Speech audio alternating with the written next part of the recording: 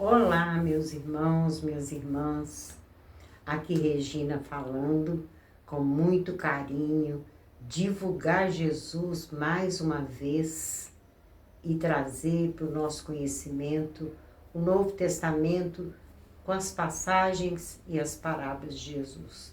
Como explicamos da outra vez, parábola é diferente de passagem.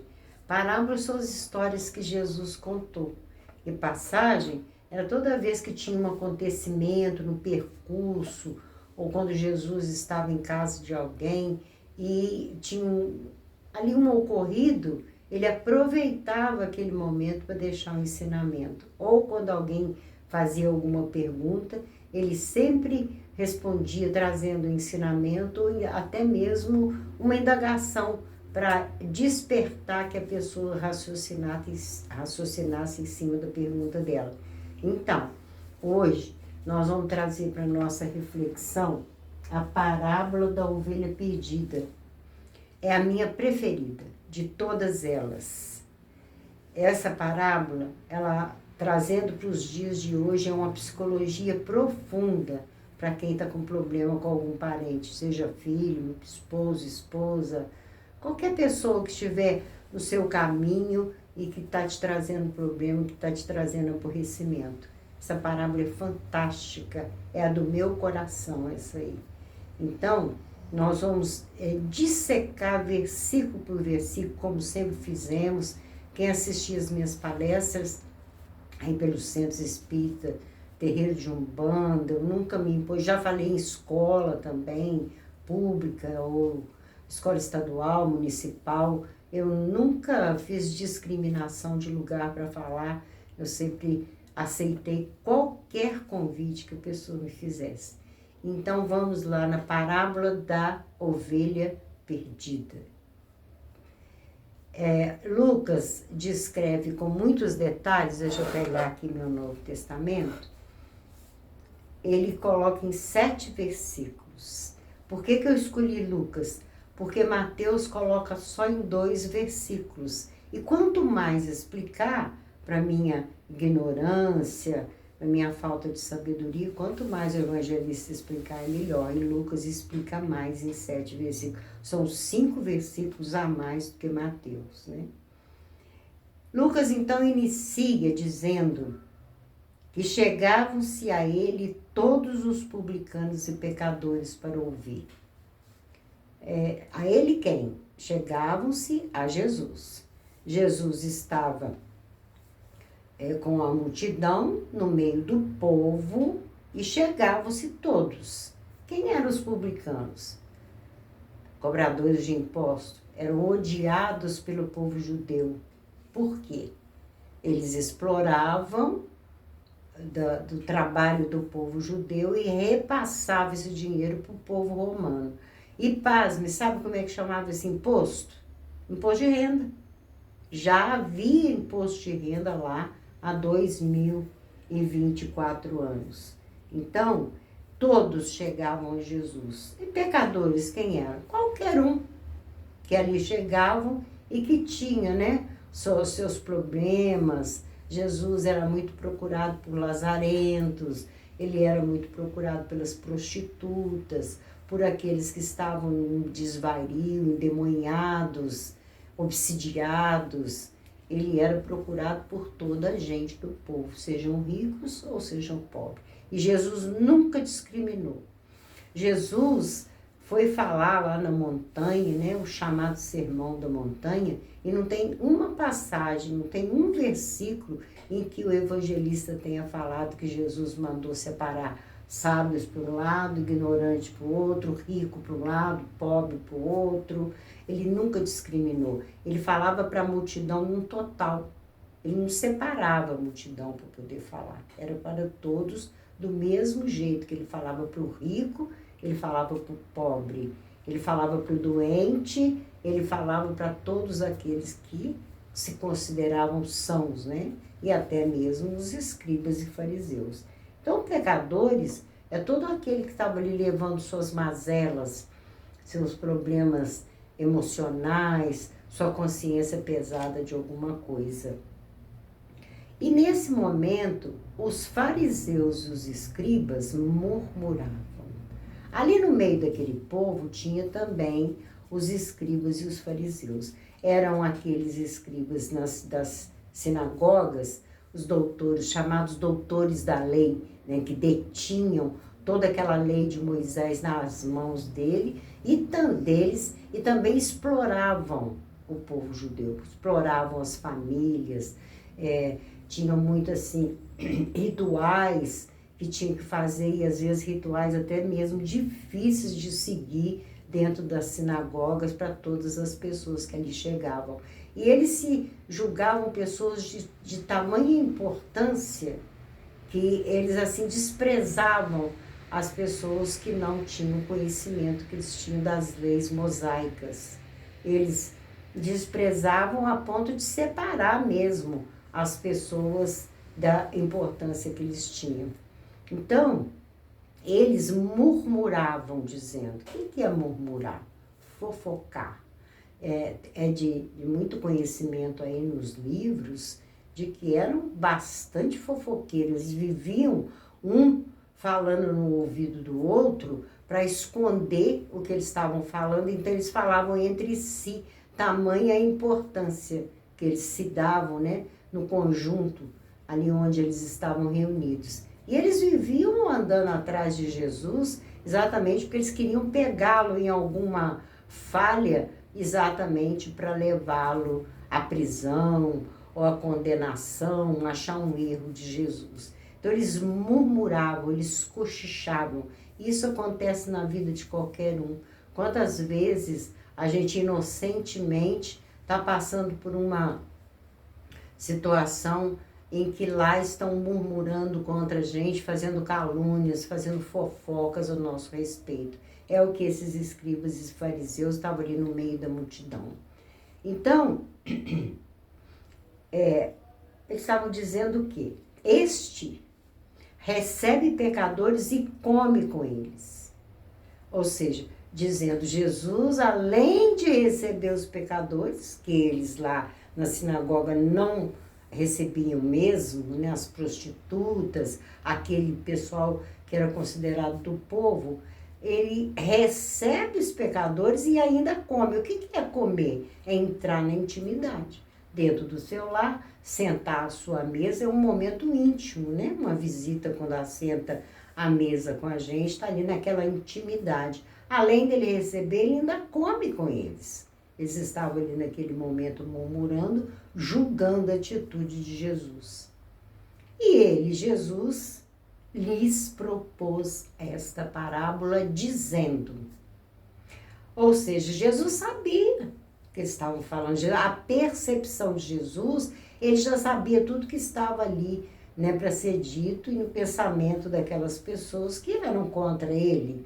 Então ele propõe, olha só, propor é diferente de impor. Quando Jesus passava o ensinamento, ele nunca impunha, ele nunca dizia à pessoa, você é obrigada a sentar aí e me ouvir. Então, os locais onde ele ensinava era sempre nas ruas, no alto da montanha, na casa de alguém. Ele fazia uma proposta. Se você não quiser ouvir, você pode sair. É igual esse vídeo aqui. Se você não estiver satisfeito, é só você desligar e não assistir, né? Então, Jesus fazia proposta, dizendo, não gritando, não blasfemando, não brigando, não criando caso com eles, porque eles estavam murmurando contra ele, dizendo que ele recebe pecadores e ainda come com eles. Jesus, então, propõe uma parábola dizendo, olha que fantástico. Jesus devolve a responsabilidade para os escribas e fariseus, fazendo uma pergunta. Que homem dentre vós, tendo 100 ovelhas e perdendo uma delas, não deixa no deserto as 99 e não vai após a perdida, até que venha a achá-la? Nenhum de vocês aí tem 100 ovelhas, não? O que é o número 100? É um número inteiro, né? Então você perdeu uma ovelha dessas 100, pega as 99. Quem são as 99? São as boazinhas, são aquelas que não nos magoam, são nossos amigos, as pessoas que a gente ama e que nos amam também. As 99 você pode deixar no deserto. Pode deixar lá que não vai ter problema. Se eu quero que você vá, é atrás daquela que está perdida. As 99 não precisam de arrependimento. Então, ele faz uma pergunta, não vai após, atrás. Vai atrás dessa ovelha perdida até que venha achá-la. Ou seja, não tem cansaço, não tem dia, não tem noite, e não tem essa de dizer, não vou fazer mais, acabou. Jesus, até que venha achar. Meus irmãos, vamos fazer uma pergunta para Jesus? Jesus nos escuta, sabia? Vamos perguntar para ele, Senhor, por que eu tenho que achar essa ovelha perdida? Por quê? O Senhor está dizendo para eu ir após a perdida até que venha achá-la? E se eu achá-la num prostíbulo? E se eu achá-la na boca? Comprando e consumindo droga. Ou até mesmo traficando. E se eu achá-la por aí desvairada, corrompendo, roubando, mentindo? Por que eu tenho que achar essa ovelha? Ela já é perdida. Se ela está perdida é porque ela quer ficar perdida. Isso não é problema meu. Por que eu tenho que achar essa ovelha perdida? Jesus vai responder daqui a pouco. No versículo 5, ele vem confirmar. É achando-a. A põe sobre os seus ombros, vírgula, gostoso. Quando eu li esse versículo, eu falei, gostoso? Eu procurei me inteirar mais dessa palavra. Jesus quer dizer com gosto. Você vai achar essa ovelha, você vai pegar essa ovelha e vai colocá-la nos seus ombros. Mas não é esbravejando, brigando, xingando, não. Condenando, não. É com gosto. Por que os ombros?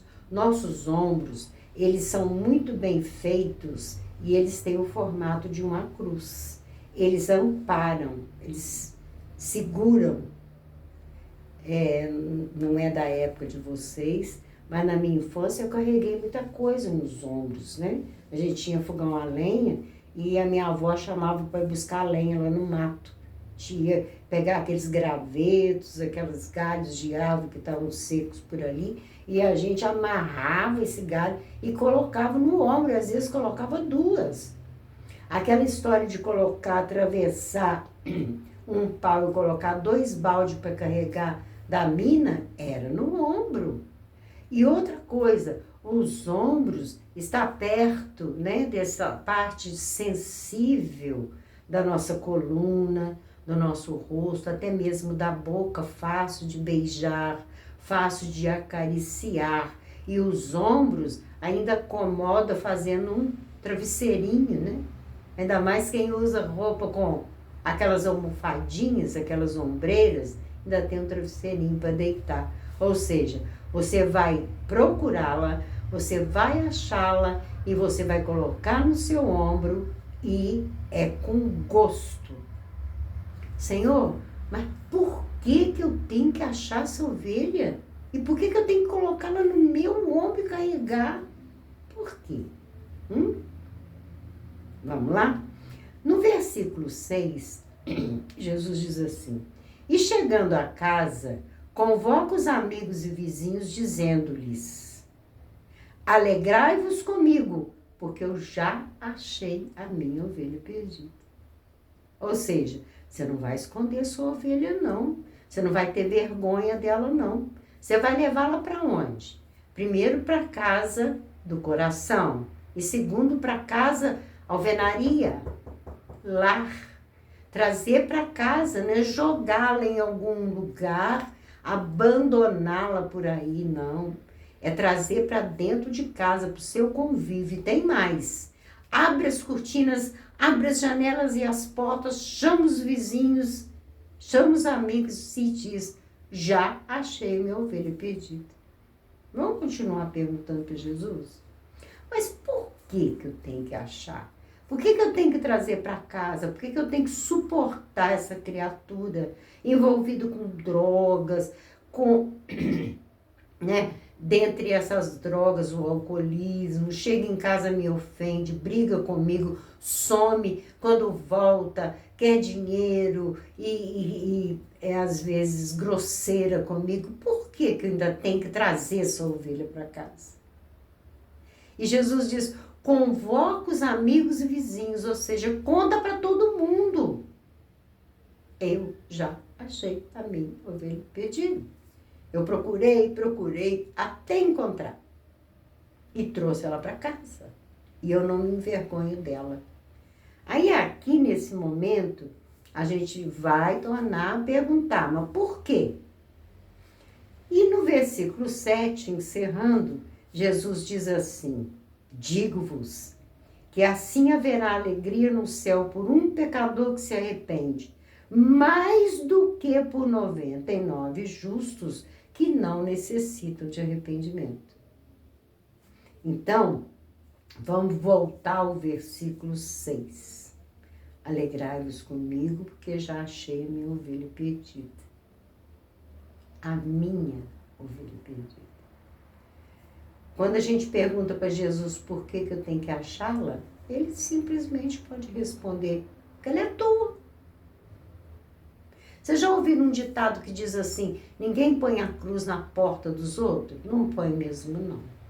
Mesmo que a gente coloque, um dia ela volta para nós. Ainda mais que somos reencarnacionistas, se ela não voltar agora, ela volta na próxima e às vezes pior ainda.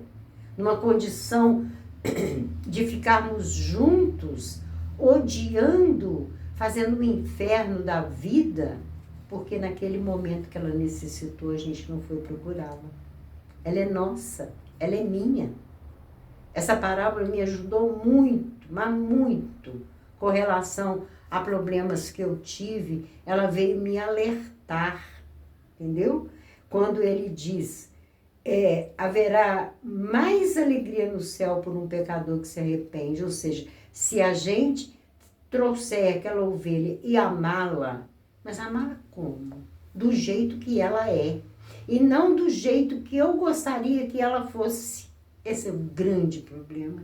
A gente quer que a nossa ovelha faça aquilo que a gente acha que é certo. E ela não aceita porque ela quer continuar sendo do jeito que ela é.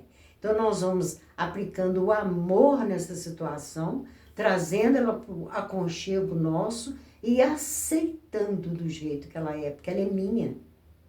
Eu não tenho que julgá-la também, eu não sei por que ela está nessa situação. Nós vivemos um esquecimento de vidas passadas, que eu acho isso injusto demais, a gente não lembrar. Por que a gente tem um filho problema? Por que a gente tem um casamento problema, um relacionamento problema? Por que a gente tem um vizinho que pisa na gente, que a gente às vezes tem que suportar? Então, quando Jesus, lá no Sermão da Montanha, ele fala, se alguém te obrigar a caminhar com ele 1 milha, caminhe 2. Dobre a caminhada, caminhe com ele. E hoje, nós vemos relacionamentos terminarem por tão pouca coisa, por picuinhas, por não querer ceder, não querer silenciar, quer brigar, quer discutir, quer que o outro pense como eu penso. E Jesus, nessa parábola fantástica, ele vem colocar para a gente que essas 99 que nos agradam, que são boazinhas, elas não precisam de arrependimento.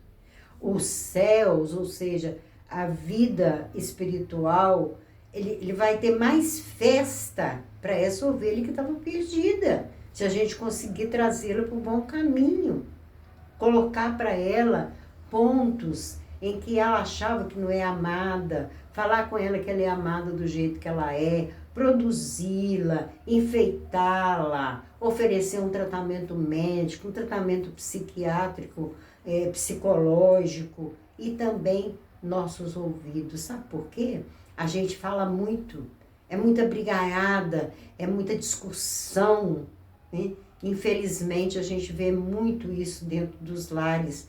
Para isso, a sabedoria divina já nos fez com uma boca e 2 ouvidos, para a gente calar e ouvir mais. Com o tempo que essa ovelha chamada perdida conviver conosco, ela vai começar a se abrir, colocar os traumas. A gente não sabe o que se passou com essa criatura, ou numa vida passada, ou em vida bem remota passada, ou até mesmo agora nessa vida. Nós desconhecemos o que se passou com aquela criança, o que se passou com aquele adolescente, o que está se passando lá no colégio, porque hoje a correria é tanta que a gente não tem nem tempo para perguntar como é que foi o seu dia no colégio, você está sofrendo algum tipo de bullying, você está conseguindo conviver bem com os professores, com a sua escola, com os seus coleguinhas, como é que está a sua situação quando você vai brincar ali com o coleguinha, quando você vai estudar. Então nós não estamos tendo tempo. A gente vê pessoas distraídas o tempo todo no celular, mas não dá atenção a uma criança, não dá atenção ao adolescente. É por isso que o adolescente se recolhe para dentro do quarto, fecha a porta e não quer nem a nossa presença, porque a gente não sabe ouvir, a gente só quer falar e gritar e julgar, né? E até mesmo condenar essa ovelha. Então Jesus, quando ele diz, né, alegrai-vos comigo, porque já achei a minha ovelha perdida, olha só o que eu deduzo disso aí. O problema não está sendo na ovelha. O problema é que a gente não quer ser o pastor dessa ovelha, a gente quer ser daquelas 99 boazinhas. Principalmente aquela que não mora embaixo do mesmo teto conosco. Elas são boazinhas, elas são amigas. Não tem aí um ditado? João é bonzinho, come 1 quilo de sal com ele. Eu custei entender isso aí, gente. Mas é porque para comer 1 quilo de sal a gente demora muito, né? Consumir 1 quilo de sal. E, para exemplo também, eu me lembro agora de Chico Xavier. Ele foi visitado por um homem que disse para ele, Chico, eu estou numa desavença com a minha mulher, Chico. É tanta discussão. A gente não sabe mais nem conversar um com o outro. É só discussão, é só brigaiada, Chico. O que você me recomenda? O que eu posso fazer para me poder... Desculpa, gente. Aqui tá um frio, por isso que eu tô toda enrolada, agasalhada desse jeito. Eu sinto muito frio nas orelhas. E aí agora eu tô usando, aprendi a usar a touca. Eu não gostava não, mas agora eu tô até gostando com esse frião que tá fazendo aí. O Chico então ouviu pacientemente aquele homem e disse para ele, eu tenho um remédio. O homem falou, remédio, Chico? É, eu tenho um remédio que vai curar essa briga, essa discussão de vocês. Espera aí só um pouquinho. Chico foi lá dentro, voltou com uma garrafinha e disse para o homem, você vai tomar uma colher desse remédio e toda vez que começar a discussão entre você e ela, você vai tomar uma colher. Só que tem uma coisa, você não vai engolir. Você vai colocar uma colher na sua boca e vai ficar com esse líquido na sua boca até ela cansar, não discutir mais, porque você vai calar e vai ouvi-la.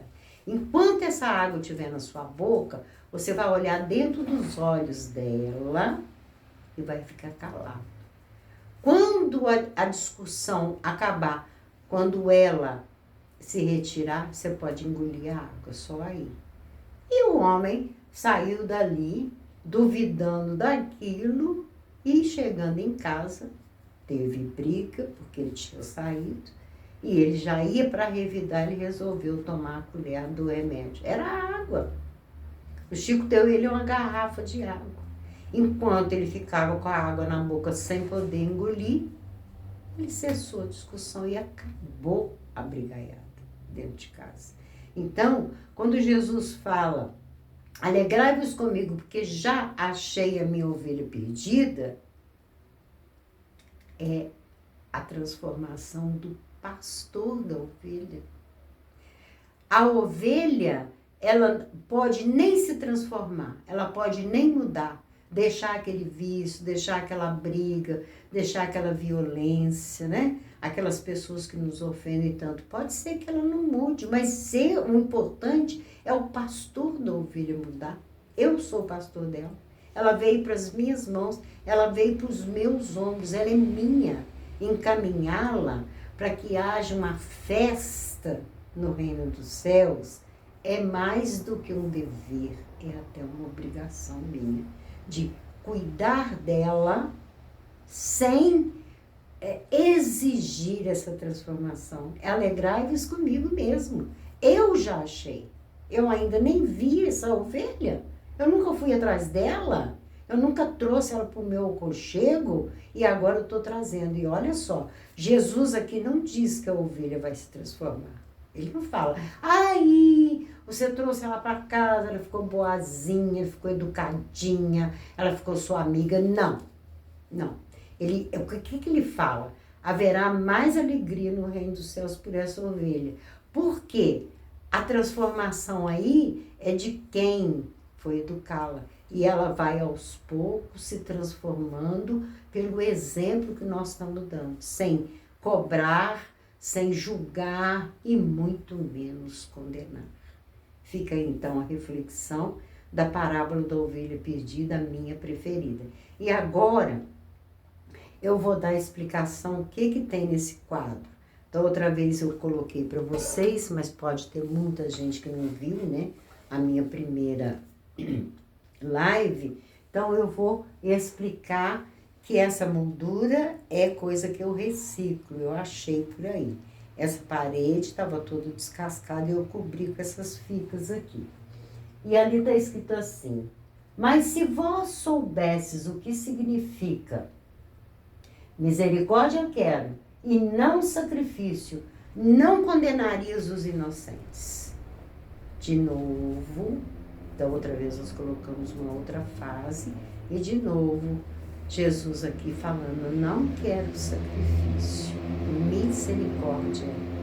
Não adianta sacrificar uma criatura, julgar, condenar aquela criatura, executar aquela criatura, não adianta. Os traumas que tem dentro dela, ela não vai tirar esses traumas se ela for sacrificada. É misericórdia para com ela. O que é misericórdia, gente? É uma palavra tão esquecida nos dias de hoje, né? Ter aquela piedade. A misericórdia é quando a gente coloca dentro da gente um prazer em servir essas criaturas. Como eu disse da outra vez, a minha porta fica lotada de gente, de pedintes, moradores de rua, pessoas até esquisitas mesmo, que batem aqui, que não cabe aqui colocar o que é, e eu recebo do mesmo jeito, com um abraço, dou a comida, tempero a saladinha, frito um ovo bem quentinho para colocar por cima ali da comida, e não julgo. Por que ela está na rua? Por que ela está na prostituição? E por que ela abandonou fulano, ciclano, beltrano? Não sou eu que vou fazer isso.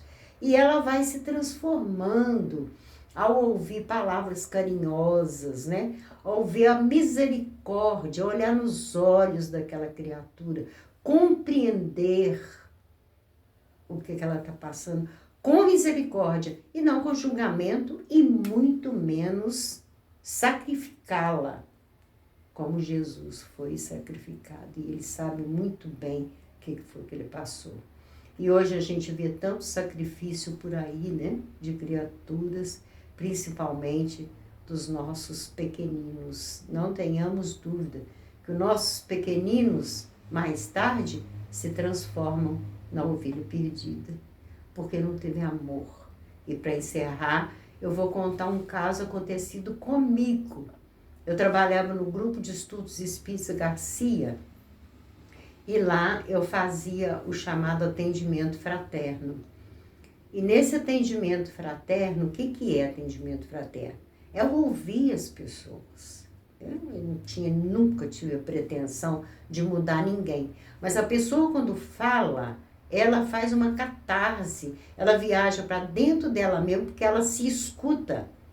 E eu atendi uma menina de 15 anos, muito rica, milionária. Essa menina já tinha viajado para Disneyland não sei quantas vezes, para fora do país, era sempre que ela ia. Milionária mesmo a família dela, daqui de Juiz de Fora. Essa menina não quis conversar, não quis falar nada.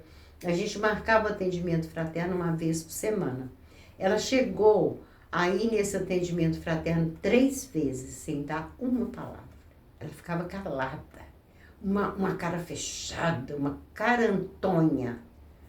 E eu, o que eu fazia? Eu abraçava, eu a beijava, mas eu também ficava calada. Quando eu via que estava um tempo já justo de que ela esteve ali com o silêncio dela, porque o silêncio dela também falava muita coisa comigo.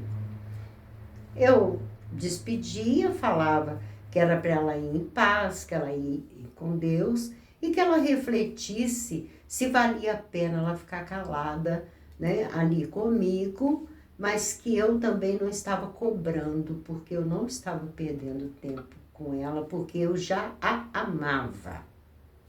Na 4ª semana que ela voltou, ela já chegou, entrou pela sala, tinha uma sala reservada, de porta fechada. Ela já entrou pela sala chorando, mas assim, chorando copiosamente. Gente, o choro é benéfico, tá? É aquela, a pessoa que está viajando para dentro dela, porque muitas vezes ela até nega o que está acontecendo com ela, mas quando ela chora, é porque ela refletiu. A menina chorou, chorou, chorou, e me abraçou e deitou no meu ombro e começou a falar comigo. Meus pais não me amam, nem meu pai, nem minha mãe. Eu quis retrucar, né? Eu falei para ela, poxa, ama sim, né? Os pais não tem como não amar o filho. Ela falou, não me amam. Eles não me amam porque eles não se importam comigo. Eles não ligam para mim. E eu já fiz teste. Desde que eu tinha 12 anos que eu testo meus pais. Primeiro, um dia eu saí com uma saia muito curta, mas muito curta. Eu embolei a saia aqui em cima e saí com ela muito curta. Passei pela sala umas 2 ou 3 vezes. Meu pai estava sentado no sofá vendo televisão. Eu passei em frente a ele para ele ver minha saia curta. Ele não viu, ele não reparou. Um dia, eu cheguei em casa, já era de madrugada. Ninguém viu. Eu entrei para dentro do meu quarto sozinha e fui dormir. Um outro dia, eu joguei bebida alcoólica no lugar onde eu fui, na minha roupa. Não só o cheiro na boca, mas eu joguei na minha roupa. Cheguei no sofá, meu pai e minha mãe, eu abaixei para que os dois sentissem o cheiro do álcool, para ver se eles se preocupavam comigo ingerindo o álcool. Nada, não falaram nada. E aí eu fui fazendo vários testes com ele. Tipo assim, hoje eu não vou almoçar, hoje eu vou comer demais, não estou ligando para minha vida, faltei a aula, eles não souberam, né? As reuniões de pais, eles não iam no colégio. Então, assim, meus pais não me amam. Olha só, uma menina que tinha tudo, milionária. Roupas de marca, bolsas de marca, viagens internacionais e as festas mais chiques aí no meio da sociedade juiz-forana, mas era uma menina infeliz, porque ela não tinha aquilo que ela mais queria, amor dos pais, que prestasse atenção. E para encerrar aqui a conversa, ela falou comigo, eu gostaria até que meu pai gritasse comigo. Eu gostaria que ele zangasse comigo. E a senhora quer saber? Eu gostaria até que ele me batesse, mas que ele me visse. Ele não me via, ele nunca me viu. Tá? Deixo aí essa reflexão dessa ovelha perdida. Não estou dizendo que todos os casos de ovelha perdida são os pais culpados de forma alguma, não é isso. Eu quis aqui deixar um exemplo de amor. O que é amar a criatura? Eu não quis dizer que os pais são culpados, de forma alguma. Tem pais amorosos, que dialogam, que abraçam e que tomam conta principalmente do adolescente, viu, gente? Uma recomendação muito grande que eu dou, deixa o adolescente deitar na sua cama.